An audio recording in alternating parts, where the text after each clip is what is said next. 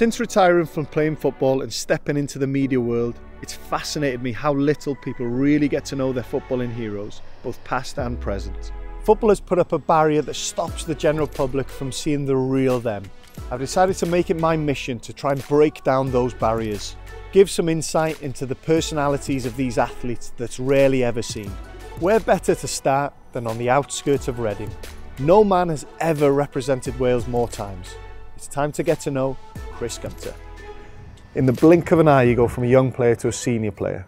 Yeah, and you're seen as almost an old man. I see a few greys developing there. There's a couple. You're trying to hide it with a bit of just for men.